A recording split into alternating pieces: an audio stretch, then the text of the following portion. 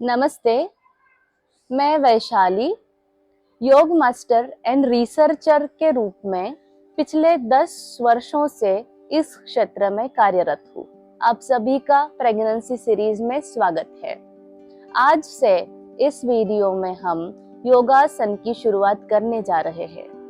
आपसे अनुरोध है कि अगर प्रेगनेंसी का पहला, दूसरा या तीसरा तिमाही चल रहा है और आपने इससे पहले कभी भी योगाभ्यास नहीं किया है तो आपके लिए अलग वीडियो दिया जा रहा है। कृपया डिस्क्रिप्शन बॉक्स में चेक करें। उसका अभ्यास करने के बाद ही तिमाही के अनुसार दिया गया पर्टिकुलर वीडियो का अभ्यास करें। अब हमें ये जानना जरूरी है कि प्रेगनेंसी के पहले तिमाही में हमारी हालत बहुत ही नाजुक और संवेदनशील होती है, तो योगासन और माइक्रो एक्सरसाइजेस से शुरुआत करना काफी फायदेमंद है। हमें यह भी ध्यान रखना है कि प्रेगनेंसी में कभी भी ओवर एक्सर्शन या ओवर स्ट्रेचिंग होने वाले एक्सरसाइज नहीं करने। प्रेगनेंसी के पहले तिमाही में कभी कभी किसी को नौशिया, वोमिटिंग, जी मचलना, इससे बहुत ज्यादा परेशानी हो सकती है। तो आपके लिए कुछ लिमिटेड प्रैक्टिस दिया जाता है जो आपको उस हालत में महत्वपूर्ण हो, और जब आपको अच्छा फील होने लगे तभी 14वें हफ्ते के बाद ही नॉर्मल प्रैक्टिस करने की सलाह दी जाती है। तो चलिए देखते हैं हमें कहाँ से स्टार्ट करना है। अब हमारा आगे का एक्सरसाइज है स्क्वाट्स। स्क्वाट्स के लिए दोनों पैर में शोल्डर जितना डिस्टेंस रहे, टोज एंड हिल्स एक दूसरे को पैरेलल होना जरूरी है। अगर हो सके तो टोज एंड हिल्स एक दूसरे को पैरेलल रखें। दोनों हाथ सीधे कंधे के लाइन में आगे रखें। देन जैसे हम चेयर में बैठते हैं, हिप्स को पीछे करते हुए 10 के काउंट से धीरे से नीचे बैठे, जहां तक जाना आपको पॉसिबल है। ये रहा फाइनल पोजीशन। अब यहाँ से 10 काउंट में ही फिर से स्टैंडिंग पोजीशन में आना है। आपका वेट दोनों लेग पे इक्वल होना चाहिए, टोज एंड हिल्स पे इक्वल वेट रहना चाहिए, कहीं भी नी में पेन ना हो। सीधा साइड व्यू, ये साइड व्यू है। जैसे आप नीचे बैठते हैं, आपके नीज टो के आगे नहीं जाना चाहिए।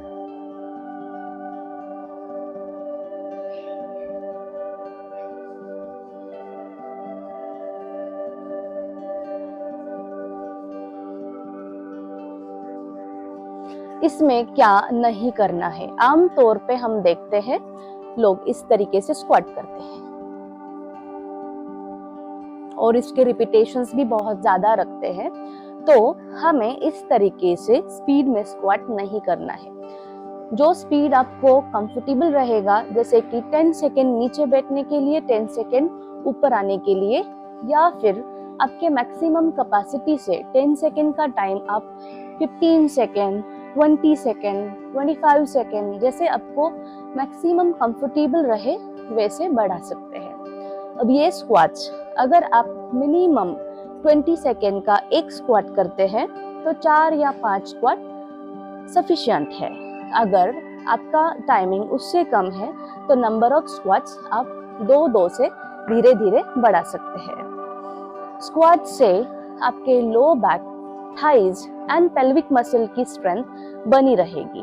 प्रेगनेंसी के तीसरे तिमाही में नीचे से ऊपर उठना आसानी से हो जाएगा।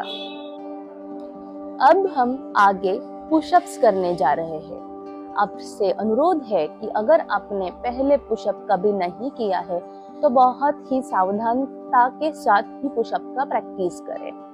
पुशअप आमतौर पर हम देखते हैं कि नॉर्मल लेडीज भी पुशअप नहीं कर पाती है, तो इसलिए प्रेगनेंसी में सावधानता के साथ या फिर किसी के एक्सपर्ट प्रोफेशनल के ऑब्जर्वेशन में ही ये एक्सरसाइज करें। ये एक्सरसाइज करने के लिए स्टार्टिंग पोजीशन, इसमें दोनों हाथों में शोल्डर का डिस्टेंस रहेगा, दोनों नीज में हिप का डिस्टेंस रहेगा, दोनों लेग को पीछे क्रॉस करना है और आपकी बॉडी को आगे झुकाते हुए ग्राउंड की तरफ लेके जाना है, जैसे कि आपका चेस्ट दोनों हाथ में स्थित रहे। ऊपर उठाते वक्त आपके बाहु की स्ट्रेंथ को यूज करते हुए वापस आए।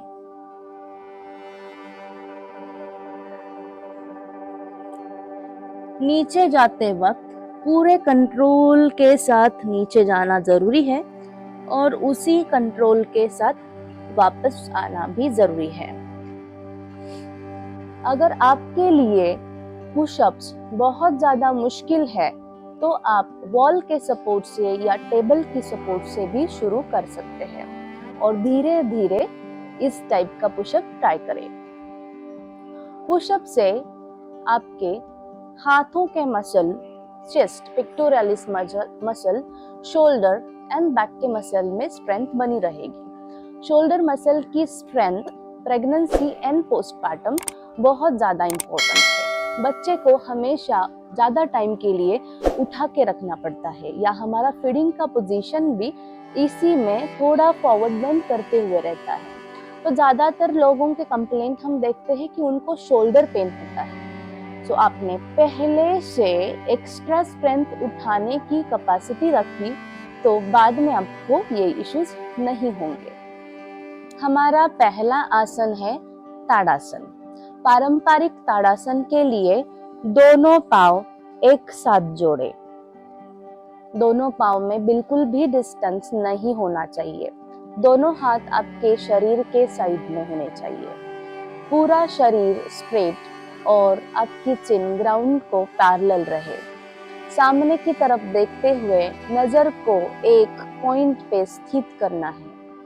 आपके आईज की मूवमेंट कम होनी चाहिए, आई बॉल स्टेबल होने चाहिए और आई का ब्लिंकिंग भी जितना हो सके कम करना है। आगे का स्टेप है आपको ब्रीदिंग के साथ कनेक्ट होना है। अब सांस को अंदर भरते हुए दोनों हाथ ऊपर उठेंगे कुछ इस तरह।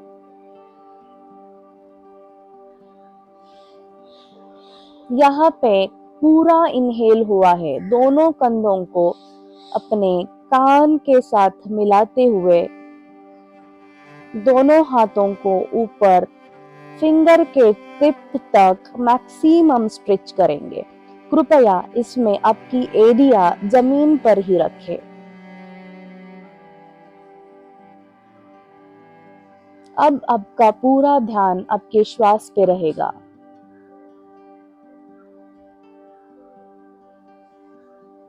आपको जितना हो सके 1 मिनट से 3 मिनट तक, 3 मिनट तक इस आसन को होल्ड करें। आपका पूरा टारगेट यहाँ पे सिर्फ स्ट्रेचिंग है।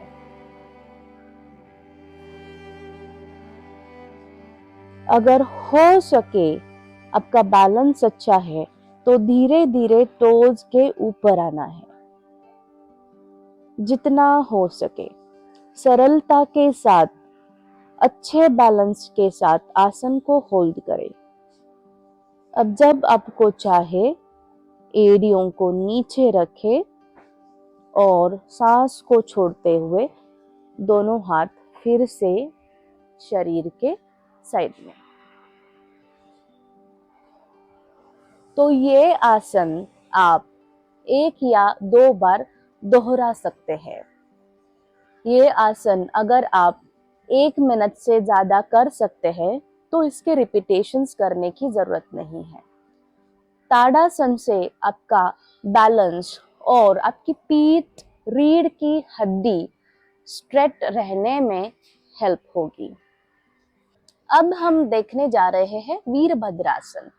प्रेगनेंसी के पहले तिमाही में हमें कुछ ही आसन ऐसे सिलेक्ट करने पड़ते हैं कि आपकी एनर्जी बिल्कुल वेस्ट ना हो और वो आसन आपके लिए बहुत महत्वपूर्ण रहे। तो ऐसा ही एक आसन है वीरभद्रासन। स्टार्टिंग पोजीशन, दोनों लेग में कंधों से दुगना डिस्टेंस, टोज एंड हिल्स एक दूसरे को पैरेलल रहेंगे। सांस को भरते हुए दोनों हाथ शोल्डर की लाइन में, लेफ्ट लेग के टो को लेफ्ट लेग लेंगे, लेफ्ट लेग के टो को लेफ्ट साइड घुमाना है और राइट लेग के टो को भी थोड़ा लेफ्ट साइड लेना है। अब लेफ्ट लेग का घुटना 90 की डिग्री में और आपको लेफ्ट हाथ की तरफ देखना है। आपकी नजर बिल्कुल स्टेबल रहे और आपकी आईज की मूवमेंट कम से कम हो। तो ये रहा वीरभद्रासन। वीरभद्रासन 30 सेकेंड से 2 मिनट तक आप होल्ड कर सकते हैं। यह आसन आपको दूसरी साइड से भी दोहराना है। यह आसन आपको सिर्फ शारीरिक ही नहीं बल्कि मानसिक, इमोशनल तौर पर भी शक्तिशाली बनाता है।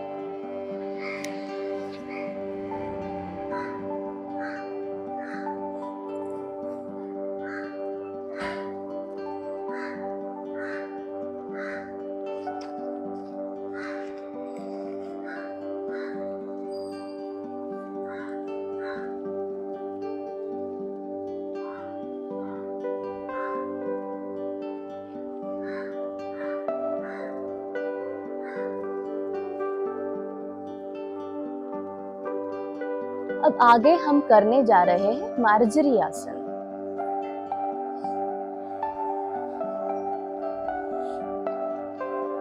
सेम ही स्टार्टिंग पोजीशन, दोनों हाथों में शोल्डर का डिस्टेंस, दोनों नीज में हिप का डिस्टेंस, टोज ग्राउंड पे, आपकी पीठ स्ट्रेट एंड आपका नोज ग्राउंड की तरफ डायरेक्ट करना चाहिए। इस स्टार्टिंग पोजीशन से सांस को भरते हुए ऊपर देखने की कोशिश करनी है। आपका पीठ कर्व होना चाहिए एंड टेल बोन को आपको बाहर पुश करना है, कुछ इस तरह। जब ब्रीद आउट करेंगे, दोनों हाथों से नीचे पुश करते हुए अपर बैक को ऊपर उठाए, टेल बोन को अंदर पुश करें एंड धीरे से आपके पेट को अंदर खींचे, सावधानता के साथ। पेट को ज्यादा अंदर नहीं खींचना है। सेम रिपीट कर सकते हैं। ब्रीथ इन के साथ ऊपर और ब्रीथ आउट के साथ नीचे।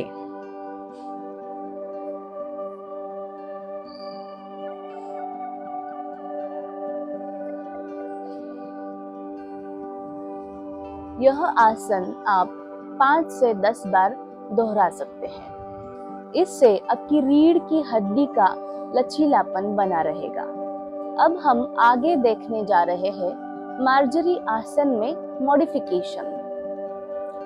ज्यादातर हमें प्रेगनेंसी में स्टमक मसल की स्ट्रेंथ, बैक मसल की स्ट्रेंथ ज्यादा जरूरी है, लेकिन जो आसन हमारे कोर पे और लोअर बैक पे काम करते हैं वो एक्सेसिव प्रेशर भी डालते हैं। उसके वजह से वो आसन हम प्रेगनेंसी में नहीं कर सकते। तो कुछ मॉडिफिकेशंस किए जा सकते हैं जिसकी वजह से ये दोनों मसल पे हल्का काम होता रहे।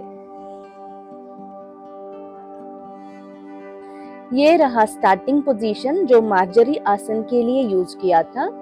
अब यहाँ से हमें alternate left hand and right leg को ऊपर उठाना है। आपका नोज ग्राउंड की तरफ डायरेक्ट करें, टोज को पीछे स्ट्रेच करना है, हाथ को शोल्डर की लाइन में ऊपर, ईयर एंड बाइसेप कनेक्टेड रहेगा। अब इस पोजीशन को होल्ड करेंगे 30 सेकेंड से 1 मिनट तक और जब तक कंफर्टेबली आप कर सके। अब यही आसन हमें दूसरी साइड से भी करना है।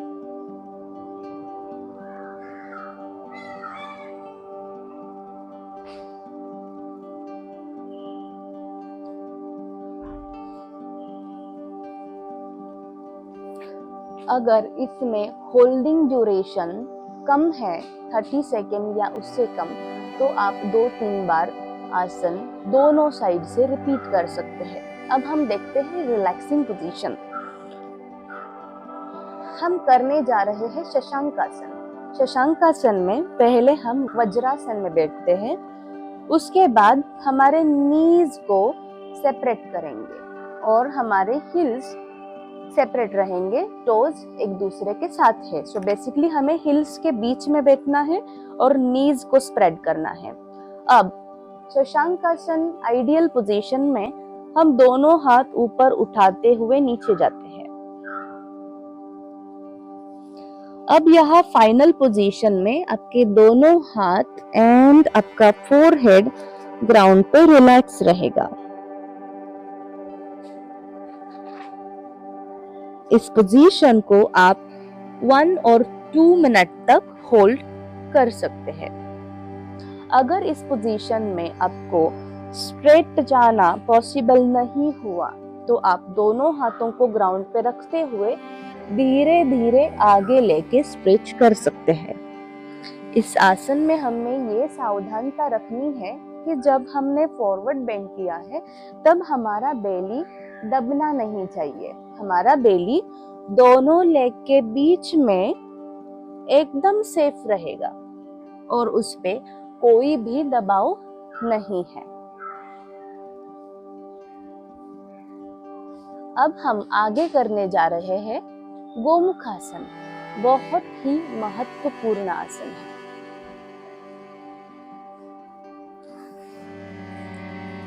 इस आसन को शुरू करने के लिए स्टार्टिंग पोजीशन, दोनों लेग स्ट्रेट और टोज आपकी तरफ खींचे हुए, आपकी बैक स्ट्रेट और दोनों हाथ शरीर के साइड में रिलैक्स। दोनों हाथ पे बिल्कुल वेट नहीं रहेगा।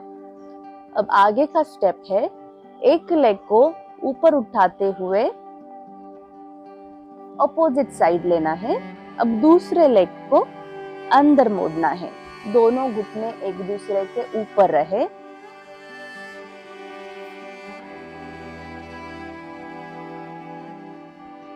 इसके बाद दोनों हाथों को सांस को भरते हुए ऊपर उठाएंगे। अब आपका जो लेग ऊपर है उस साइड का हाथ ऊपर रहेगा और दूसरा हाथ नीचे से आपके राइट शोल्डर के पीछे। अब दोनों हाथ पीछे लॉक करने हैं और इस पोजीशन को हम होल्ड करेंगे जहां तक आपको कंफर्टेबल होल्ड हो सके। तो ये आसन 30 सेकेंड से लेकर 2 मिनट तक होल्ड कर सकते हैं। इस आसन को हमने दोनों साइड से प्रैक्टिस करना है, जबकि आपका पहले अगर लेफ्ट लेग नीचे था, तब दूसरी बार आपका राइट लेग नीचे रहेगा, और जब राइट हाथ ऊपर था तब दूसरी बार आपका लेफ्ट हाथ ऊपर रहेगा। इस तरीके से गोमुखासन में जब आपके दोनों नीज एक दूसरे के क्लोज आते हैं, तब आपके हिप जॉइंट पीछे से वाइड होके स्ट्रेच होते हैं, जो प्रेगनेंसी में बहुत ज्यादा इम्पोर्टेंट है। और इसमें मेन फोकस आपके शोल्डर्स पे है। सो आपके शोल्डर का स्ट्रेचिंग, उनकी flexibility and range of motion maintain रहने के लिए ये आसन हेल्प करता है। अब हम आगे करने जा रहे हैं सुप्त भद्रासन।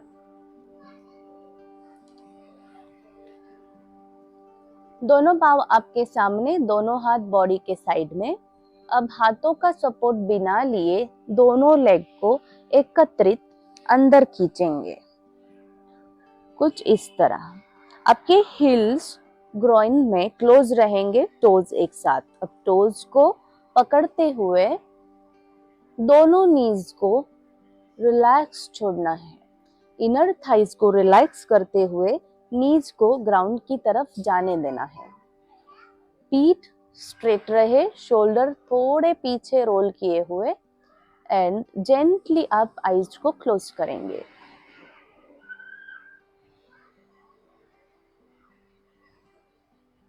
फाइनल अटेंशन आपके ब्रीदिंग पे रहेगा।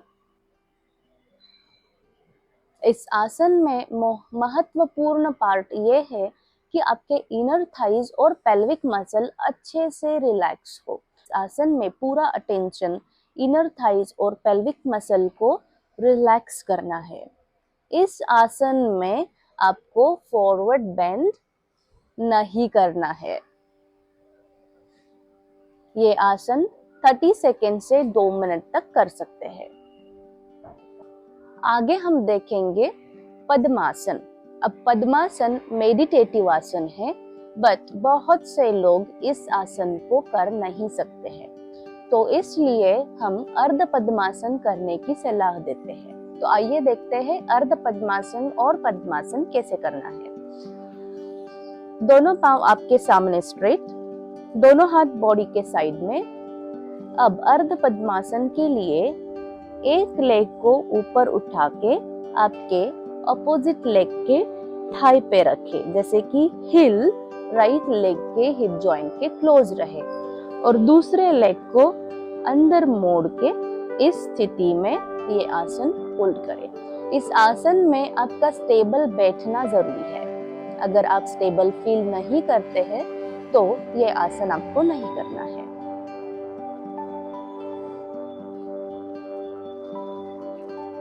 पद्मासन। पद्मासन में एक लेग को हमने दूसरी साइड बॉडी के राइट लेग के थाई पे लेफ्ट लेग को हिप के क्लोज रखा है। अब हमें दूसरे लेग को मोड़ते हुए अंदर लेना है अपोजिट थाई पे। कृपया इसमें हाथों की मदद ना ले और आपके लेग की ही पूरी स्ट्रेंथ यूज करना ट्राई करें। जिनके लेग में स्ट्रेंथ नहीं है उनसे बिना हाथ के सपोर्ट के पद्मासन करना पॉसिबल नहीं है, तो हाथ से खींच के आसन में जाने की जरूरत नहीं है। देन आप प्रीफर करें सिंपल सुखासन। सुखासन पोजीशन ये है, सिंपल मांडी डाल के बैठना। तो इस पोजीशन में आप ज्यादा कंफर्टेबल भी फील करेंगे और आपका लेफ्ट राइट बैलेंस भी अच्छा है। पद्मासन में अगर आपको लेफ्ट राइट इम्बैलेंस लगता है तो आप इसी पोजीशन को प्रीफर करें। पद्मासन मेडिटेटिव आसन है। पद्मासन ज्यादातर हायर प्रैक्टिस, जैसे कि हमारा प्राणायाम, धारणा और ध्यान है, इसके लिए मेडिटेटिव पोस्चर यूज किया जाता है। तो आइए देखते हैं अब स्पाइनल स्ट्रेचेस। स्पाइनल मूव्स में सबसे ज्यादा इम्पोर्टेंट है हमारा forward bending, back bending, left and right bending called as lateral bending, then हमारा लेफ्ट एंड राइट ट्विस्टिंग और लेंथनिंग। लेंथनिंग जो है वो ताड़ासन में हो जाता है। प्रेगनेंसी में फॉरवर्ड एंड बैक बेंड पे लिमिटेशन आता है, तो अभी हम देखने वाले हैं lateral bending and twisting. Lateral bending padmasana और सुखासन में, तो आपका लेफ्ट हैंड ग्राउंड पे, राइट हैंड बॉडी के साथ इनहेल के साथ ऊपर उठाना है। यहाँ पे आपका स्पाइन मैक्सिमम लेंथ में रहेगा, कुछ इस तरीके से। अब ब्रीद आउट करते हुए और लेफ्ट हाथ पे कुछ भी वेट बिना डाले आप बेंड करेंगे इस तरीके से। अब आपको ये पोजीशन होल्ड करना है 30 सेकेंड टू 1 मिनट। इस पोजीशन में इंपॉर्टेंट है आपका जो पार्ट लेटरल साइड स्ट्रेच हो रहा है उसको माइंडली रिलैक्स छोड़ना।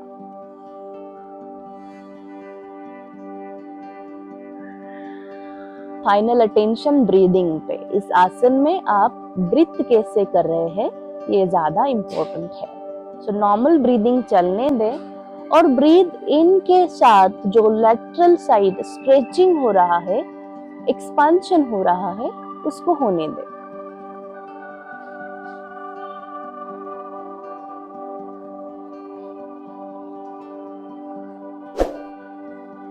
याद रखिए इसमें हमें इस तरीके से कोलैप्स नहीं होना है। अब ब्रीथ इन के साथ वापस, ब्रीथ आउट के साथ हाथ नीचे। यही आसन हमें दूसरे साइड से भी प्रैक्टिस करना है। ब्रीथ इन, ब्रीथ आउट, होल्ड। यहाँ पे 30 सेकेंड से 1 मिनट तक आराम से होल्ड करेंगे। छोड़ते वक्त इनहेल, एक्सहेल, रिलैक्स। सो ये हुआ लेटरल बेंडिंग। लेटरल बेंडिंग हमारे इन मसल्स की स्ट्रेचिंग अच्छे से करते हैं। सो लेटरल मसल जो स्टमक के मसल है, इनका स्ट्रेचिंग होने से उनकी इलास्टिसिटी बनी रहती है और हमारे स्किन के नीचे जो इलास्टिन लेयर है उसकी फ्लेक्सिबिलिटी मेंटेन होने से जब हमारा बेबी कंप्लीट ग्रो हो जाता है, बम्प पूरा बाहर आ जाता है हमारे जस्ट डिलीवरी के पहले, तो ये इलास्टिन लेयर कभी कभी फ्लेक्सिबिलिटी ना होने की वजह से फट जाता है, जिसको हम स्ट्रेच मार्क्स बोलते हैं। तो प्रेगनेंसी के शुरू से एंड तक अगर आप इस तरीके से माइल्ड स्ट्रेचिंग करते रहेंगे तो इलास्टिन लेयर अच्छे से फ्लेक्सिबल रहता है और इसके वजह से स्ट्रेच मार्क्स की दिक्कत नहीं होती। अब हम आगे देखते हैं ट्विस्टिंग। ट्विस्टिंग के लिए स्टार्टिंग पोजीशन पद्मासन और सुखासन।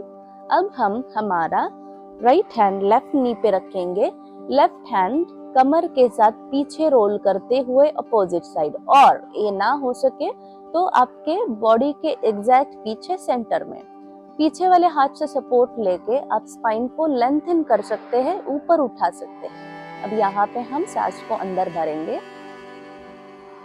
याद रहे आपका स्पाइन कंप्लीट मैक्सिमम स्ट्रेच में है।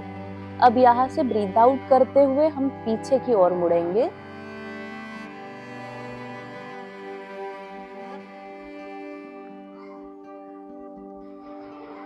और हमारा ब्रीदिंग चलता रहेगा।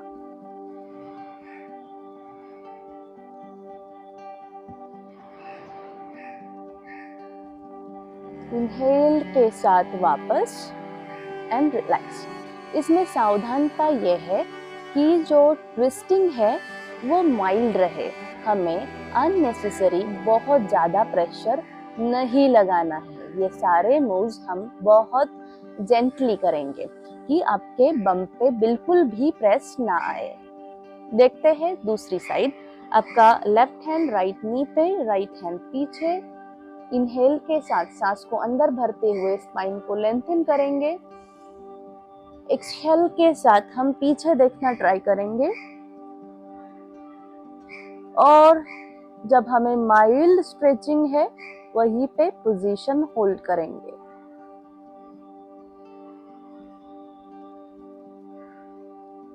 यहाँ पे आप 30 सेकेंड से 1 मिनट तक होल्ड करेंगे। देन ब्रीथ आउट के साथ वापस एंड रिलैक्स। अब रहा बैक बेंड। बैक बेंड के लिए हम करेंगे सेतुबंधासन। सेतुबंधासन के लिए स्टार्टिंग पोजीशन, हमें अपने बैक पे लाई डाउन करना है। देन एक एक लेग को धीरे धीरे फोल्ड करें। दोनों लेग में हिप डिस्टेंस मेंटेन रहे, हिल्स आपके हिप के क्लोज रहे। हो सके तो आपको हील्स को पकड़ना है, अगर ना हो सके तो दोनों हाथ ग्राउंड पे, हथेलियां जस्ट ग्राउंड पे रखनी है। अब सांस को भरते हुए लोअर बैक को ऊपर उठाएंगे, ऊपर की तरफ। अब इस पोजीशन को यहीं पे होल्ड करेंगे। आपका ब्रीदिंग चलता रहेगा।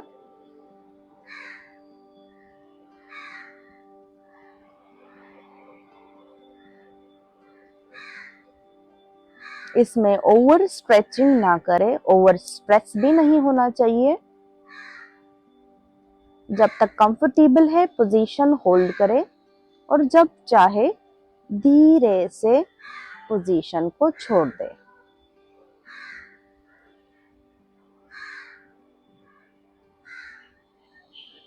लेफ्ट साइड पे टर्न होके ही लाइंग डाउन पोजीशन में जाना है एंड पोजीशन से वापस भी आना है। सेतुबंधासन हमारे लोअर बैक की स्ट्रेंथ के लिए बहुत महत्वपूर्ण है। आगे देखने जा रहे हैं अर्ध halasana. Starting position, left side से आपको बैक पे लेटना है। आपके दोनों हाथ शरीर के बाजू में, हथेलियां ऊपर। हमें दोनों हाथों से बिल्कुल भी सपोर्ट नहीं लेना है। अब हम सिंगल लेग को धीरे धीरे ऊपर उठाएंगे, कुछ इस तरीके से।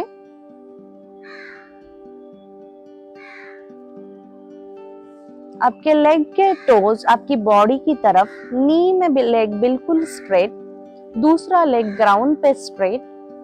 एंड इस पोजीशन को आप 30 सेकेंड से 2 मिनट तक होल्ड कर सकते हैं। सफिशिएंट होल्ड करने के बाद पूरे कंट्रोल के साथ लेग को धीमी गति से ग्राउंड पे रिलैक्स रखें। इसमें सावधानता बरतनी है कि आपको लेग बहुत स्पीड में ऊपर नहीं उठाना है। उसके साथ ही जब नॉर्मल अर्धहलासन प्रैक्टिस किया जाता है तब दोनों लेग एक साथ ही 90 की डिग्री में ऊपर उठाए जाते हैं, बट प्रेगनेंसी में दोनों लेग उठाना फायदे का नहीं है। तो दोनों लेग को बिल्कुल भी ऊपर उठाना नहीं है।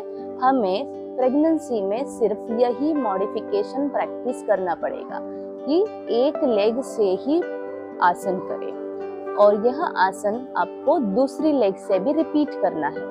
प्रेगनेंसी में जैसे कि आपके पेल्विक मसल, लोअर बेली की स्ट्रेंथ इंपॉर्टेंट है, तो अर्ध हलासन उस स्ट्रेंथ को मेंटेन करने में हेल्प करेगा।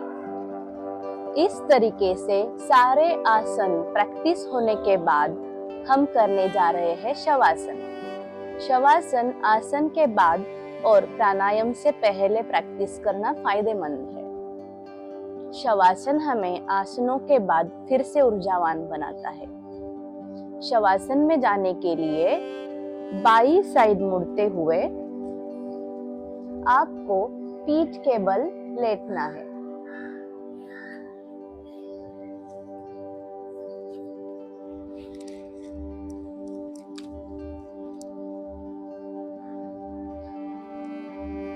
शवासन में दोनों पैर में कुछ अंतर रखें, दोनों हाथ शरीर से थोड़े दूर, हथेलियां ऊपर की तरफ।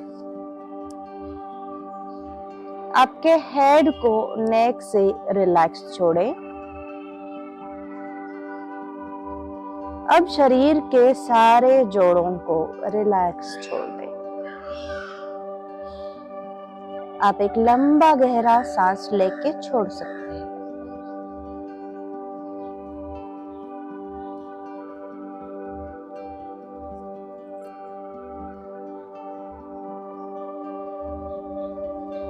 अब आपको आपके ब्रीदिंग की तरफ ध्यान देना है। जैसे नॉर्मल ब्रीदिंग चल रहा है उसको ऑब्जर्व करना है।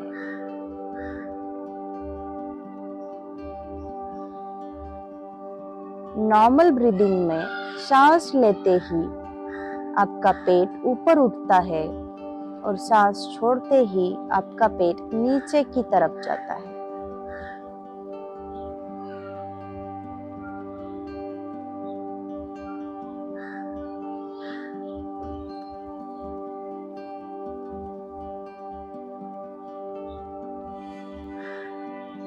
आपकी पेट की मूवमेंट को ऑब्जर्व करते हुए सरल श्वसन, आपकी पेट की मूवमेंट को ऑब्जर्व करते हुए सरल श्वसन चलने देना है।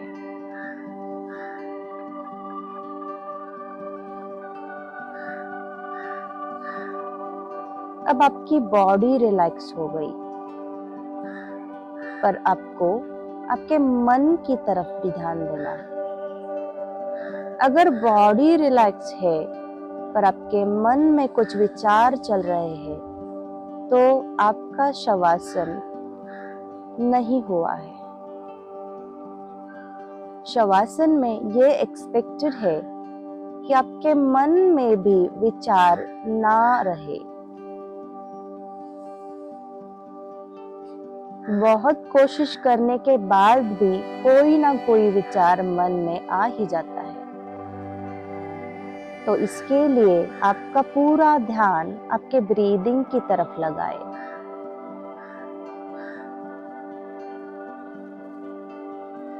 सांस को अंदर लेने पर जैसे हवा नाक को छू कर अंदर की तरफ जाती है, उसको महसूस करें।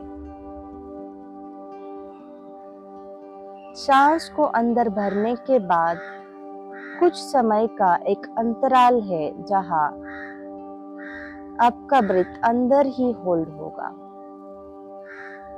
उसके बाद धीरे से सांस को बाहर छोड़ना है। बाहर छोड़ते वक्त जो हवा का स्पर्श आपके नाक को छू के बाहर जाता है, उसकी अनुभूति करें।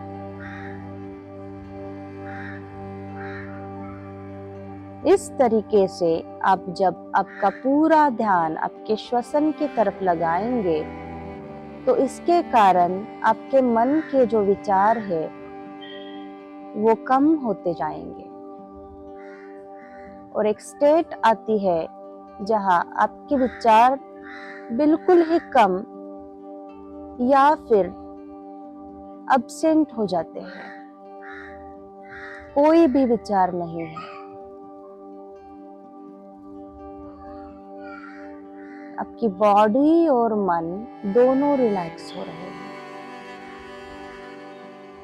इस तरीके से शवासन में 10 से 15 मिनट तक आप रह सकते हैं। शवासन छोड़ते वक्त फिर से बाईं तरफ मुड़ते हुए उठकर बैठे।